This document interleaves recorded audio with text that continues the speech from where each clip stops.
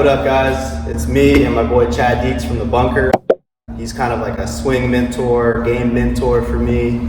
Been helping me out since 2014. He knows everything I'm working on in my swing, but tries to keep me from getting too caught up in all that and tries to keep me focused more on how to actually shoot better scores. So kind of game strategy, club tweaking. He's a master club fitter and he's fit me into all the stuff that I have right now. And we work together on a number of different things like my yardage gapping, lie angles. If there's something I need to adjust in my swing, we can address that. Since I came home from competing this summer, we added a couple of degrees of loft to all my irons because I had a really low ball flight and it was going too far and it wasn't holding greens. So we're trying to add a little bit of launch angle, a little bit of back spin. So we're just gonna run through all my irons right now and try to get enough solid swings with each club to where we can see where those yardage gaps are and see if there's anything we need to adjust. Yeah, I mean, at the end of the day, Alex just got back off the Dakotas tour, and through that process, not having, a swing instructor by his side, really getting him through the season. I mean, we fall into ruts, we fall into tendencies, we fall into our old habits. And just when he gets back, we want to take a look at his specs, see where his loft and lies are at, if they've changed it all. We have a baseline for where Alex's swing should be, so we're going to be able to kind of compare that baseline. But right now, what we're really going to do is just do some gap testing. We're going to go through all his clubs in his bag, make sure he's getting proper gapping between each club, getting the right spin rates, the right trajectories and stuff, because we got to create a new foundation for us to build on for this coming season. Hope you guys enjoy what we're about to lay down. So Alex, let's start off with your pitching wedge. We'll just go through your main set here. Okay. So I've got his green set out about 137 yards right now. That's a pretty rough estimate for his carry yardage. Yeah, we're just going to kind of see where he's at. Cool. No swing thoughts right now, just kind of hit.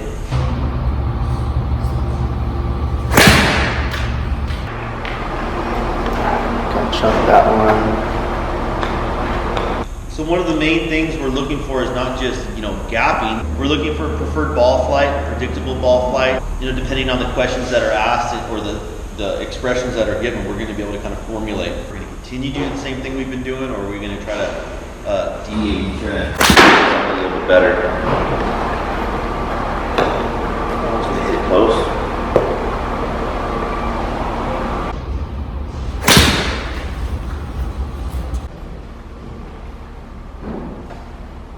So, what type of ball flight you've been hitting at his blade, Alex? Yeah, so I mean, hitting a little draw. Yeah, kind of a tendency to miss with a little bit of a pull draw. I like hitting the draw. That's I think what I would like to continue hitting, but I guess we'll see if I can have low point control that way, or if I chunk it too frequently, then maybe that's not the move. Right now, we're just hitting balls. So this is foundation where we're at. We're going to try to go from pitching wedge all the way up to form, regardless of our ball flight. We're going to be able to look at it and talk about it. It's still going to give us our average, right? You hit 10 shots, it's still going to give us our average. And unless you shank every one, our average will be tainted. But your average is your average. If you pull one long left like you just did, it'll make up for the one you chunked short right. You know what I mean?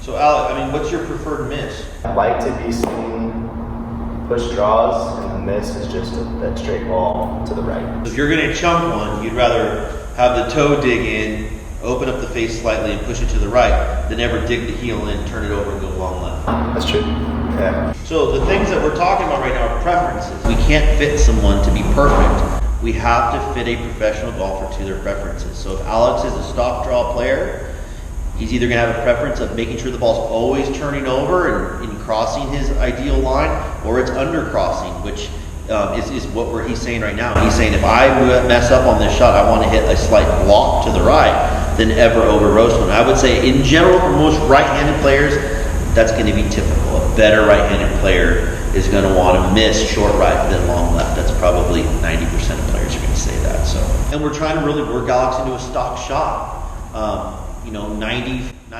85% of all his shots we think should be a draw.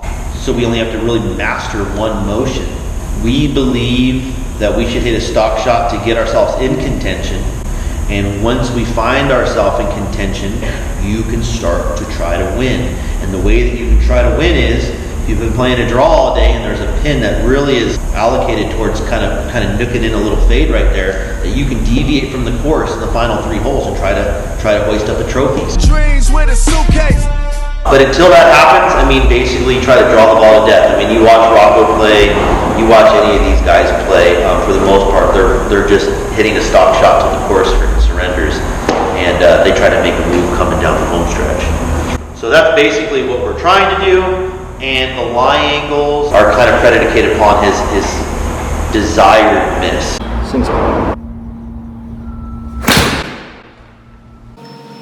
A dunk? That would feel pretty good. Yeah, that was clean. Alright, let's see. 133? Okay. That sound about right? The last few days it's been about 137, so I'm maybe missing these a tiny bit. Yep. So to stay within a 4-yard variance is probably totally normal. Alright, so let's move to a 9.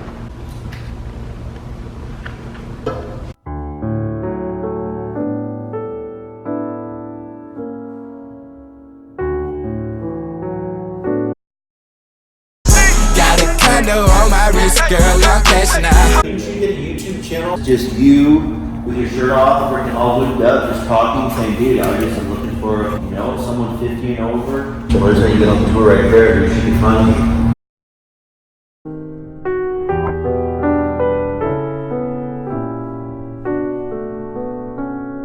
If you find out that you can never make it onto the PGA Tour, would you ever use a backup plan as tucking your sack back and identifying as a woman? And just hitting up the LPGA?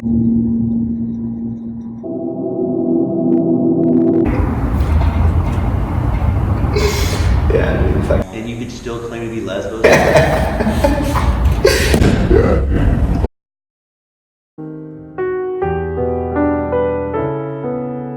gotta be more like Trump. Donald Trump doesn't go over the top, 60 little cut. Trump posted 66 a couple of weeks back. What? How much time has he spent in golf? No, they say he cheats, but I don't believe it. He drives his fucking cart when the green's up. Does he really? Right on the green.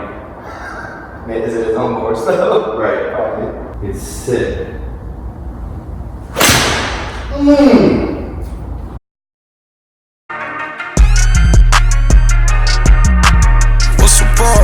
What's the bug?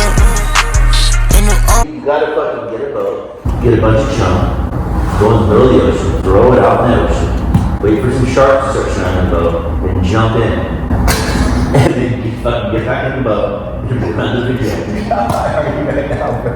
No, I'm saying. For golf? No, for you! You need one viral video to get this going. If your ass can get back in the boat, that video will go. What if I don't, bro? Alright, Romo. It's probably, you're probably going even more viral if you don't. You just gotta live. If you lose a leg, it could be the best thing for you. Try to go find me. I think we have a good chance of surviving too. And optimism opens all the doors. Just diving right back out. This is hilarious because you're actually kind of serious. Or you have a golf match and the loser has to do it and you have to go through it. I really like having golf matches that are kind of quick and fun and fast paced, and it's for a challenge. What if your page was called Golf or Die? Golf or Die. This is my last resort. It's 9-hole match play, and the loser has to do a life or death kind of scenario as punishment for losing. Here's our philosophy. You're getting nervous trying to get on the tour? This is our transfer training. 9 home matches, loser fucking potentially could die. Yeah, dude, you create a logo with like a guillotine. Dude, all you have to do is come up with a list of punishments. So the video starts. Here's where we're playing. Here's the opponent. Today's punishment is what? Walk through coals of fire. You've got to do a 100-yard dash, and me and 2 boys are going to be lighting up with a paintball gun. Some crazy ass eating challenges. You're at shock values, everything. Danger helps. I want to continue living, so I don't really want to risk that. But that's what you got to go do, like the hot wing challenge, like Buffalo Wild Wings or whatever, or like the 1 chip challenge. There's 1 chip that makes like everyone just fucking cry for 3 hours because it's so hot. What about like loser goes skydiving? Loser has to freaking jump out of the plane, but throws parachute about 10 seconds before he does. Has to fucking go down there and get it, put it on. You know, getting tased is cool. Eye of the tiger. Good. You're holding 50,000 volts, little man. Don't be afraid to ride the lightning. In the face! In the face! No!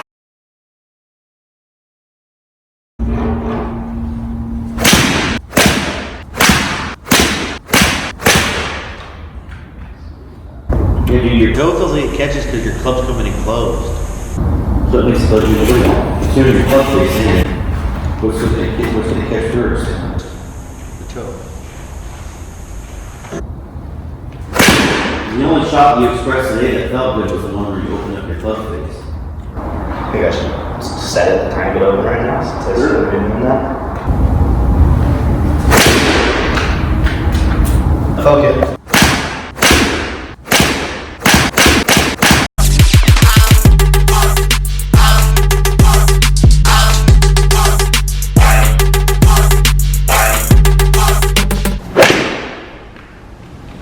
I'll tell you this, there's no way that fucking club's too flat.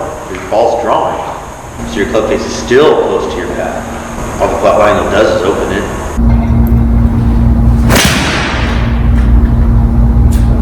Yeah, dude, you kind of do a similar thing that Brett does. I watch you, dude. I stare at your club and into your backswing. Sometimes you do this. Right before you take it back, you fucking close the shit out of it. I know you don't want to have any forearm roll in your backswing, but I swear to God, airing on the floor roll side is going to be better for you than going the other way. How's that? Good. Yeah, dude, because that club's actually coming in like square. I think it's happening as I'm trying to have a little bit more strong grip, because then it wants to fall back that way, right? But it's really just back to where it was all summer. But now it feels stronger because at first coming home and starting to work with Brett, we tried to weaken it so that then I could flex down on it. And then I've sort of abandoned that and just went back thinking like, man, that flexion move is really hard for me to get down in motion. I'd probably rather just have a stronger grip and then not think about anything. That's really good.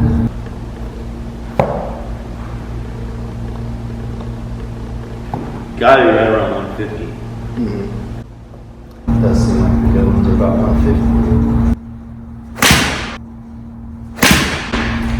That's good. And without trying to do anything setup-wise to promote a certain shot shape, it seems like the ones that I hit good are actually kind of neutralized. Which means what? Means that, again, without tweaking face or foot lines and setup, my path and face are actually pretty neutral. Because if anything, I'm trying to set the face a little open right now to guard against the fact that maybe I'm closing it. If I were not doing that, I was setting it more where I'm used to setting it, that's when I started closing my feet a little bit as well. And then that really just leads to a lot of times I just start straight and move too far back. And then if I do a better job. What's better for an in-out swing path, an open club face or closed one? Closed. Closed to the path, but open to the target. Correct. Right. To hit a draw, you need an open club face. You just can't have it be open of your path. So again, because our swing's evolving each and every day, plus or minus, yeah, when you were going swipey-dipey, yeah, we shut your stance. But now if your club face is in a stronger position, you might not need to close your stance as much, or you just need to open your face up and close your stance so you can get that push draw. Yeah. You know but if your club face is dead shut, you gotta start swinging left, not right. That's why Brooks is dead shut, but he goes left with it. The open club face is for draw. That's why I wouldn't be trying to get too crazy on trying to keep the club feeling too square to my back line if I'm trying to hit a little bit more of that push draw. Okay, that makes sense. Oh! See, dude, look at that, dude. 4 degrees of club face, dude, and you're good. Yeah. Too close a club face makes you tilt.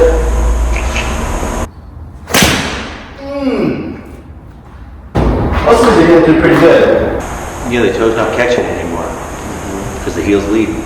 That's why live boards are no good. That's why if you ever get hit by a live board, you should freaking get your money and run. You have to get bent over. Loomed up. A lot of these feel similar to how my old pole draw felt. Pull draw. I feel it and I'm like, oh, it started left and it's moving left, and in reality it's not. I think that's because of the line change. For a second, you wanted to go up right again. Yeah. I was tweaking my toe catching. Right? Yeah. Stubbed my toe. We should write a book that says how Alex stubbed his toe. Right? What you're doing. Every player that got bought by PXG has fell at least 20 spots in the world. Why do you think that is? Is that what they're talking about or what? I don't know. And they just pay the most. They got everybody. Who is all PXG? Zach Johnson, Pat Perez, Lydia Crow, Billy Worship, Jamie Hall.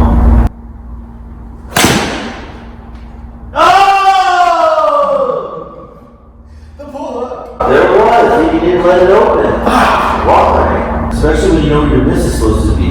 Why don't you just try to hit your miss every time?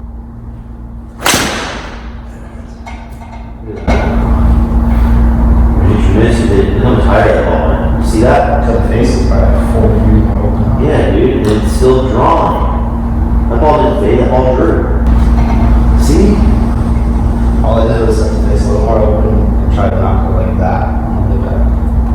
Alright, just swooping like 10 per club.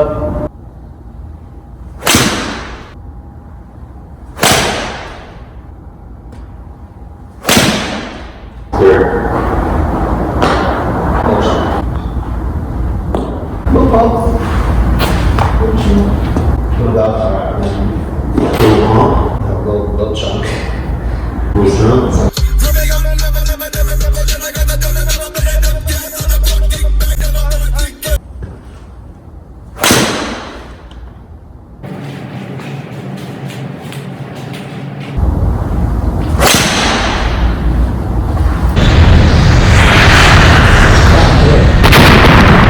Hit your miss. I want to see you hit your miss. Dude, how much better are you at that? See, like if you try to hit your miss, if you barely mess up, you hit perfect. If you actually do it, it's still okay. Like that ball drew. 150. Look at that little frog miss. This little soft one. So when you try to fucking hit whatever you perceive as perfect, you subject yourself to this. Yeah. And when I said, hey dude, hit your miss, that's perfect. So that's you. So when I say hit your miss, what are you probably trying to hold onto that club face, I imagine, right? You're just holding on to it. You need to feel that, dude. You need to feel like you're trying to hit your miss, which is basically just a block to the right, but it's actually, your path is still greater than the face. Yeah, dude, look.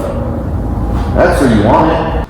Because you got to remember, the only reason why that's missing the green is because the line's in the middle of the green. You're only working with half the green. Normally the line would be pushed over. Right. Okay, so there was your miss. You did it. Straight. Dead straight. Dead straight. The other ones are actually curving just slightly left. Yeah. Dude, look at, so you need to start your ball around 4 to 5 degrees to the right. So your club needs to be pointed 5 degrees to the right. And then you're going to hit a nice high ball flight, a lot higher, and not miss left. Double front. Mm-hmm. You don't appear that good. Yeah.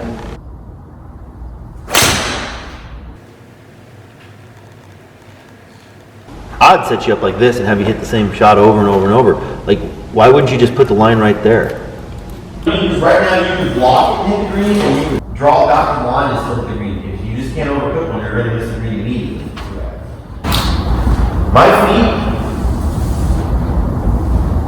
that came into infinity, that's going to equal that white line. Wherever I line up my feet and my shoulders is where my line is set. And my ball is going to start out to the right and curve back to my feet, but never cross my feet. That's what I'm always trying to do. So depending on the shot that I'm trying to hit, I'll set my feet up accordingly. You know what I'm saying? Yeah. So if you're hitting a draw, the best thing to do is always try to put your line right there. Right? Because now your feet are here, and you're going.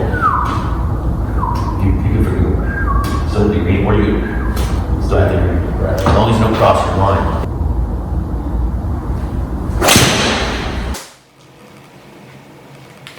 Okay, so where you thought you were missing to the right of the target, depending on where you put that line, now you just miss the ball to the Left of the target. right. So now all you have to do is worry about not crossing that line to the left, and you would have to shove one really fucking far to the right to miss the green. Ah, boy. It's fucking pure. It's pure. I think that ball turned over a little bit in the other direction. I think you fade that. That's not proving to be out of control right there. Right. It's definitely not. Anything, that'll be a more controllable miss than the overcut. Hey, the way we've set up your parameters, there's one thing we're not allowed to do. Anything else flying around 205 yards is free game.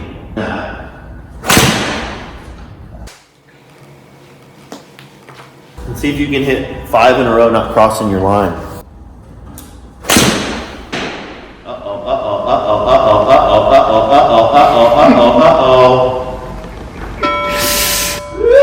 You gotta realize that line ain't the goal no more. Your miss is the goal. That was too perfect. Everything's perfect. All you do is hold on to the face of hair.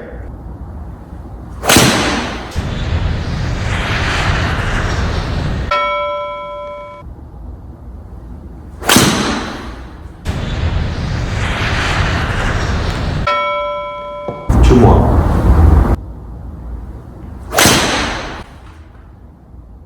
We jumped the gun on that, didn't get you.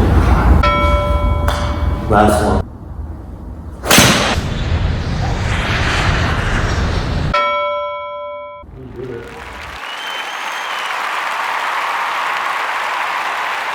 And he's off.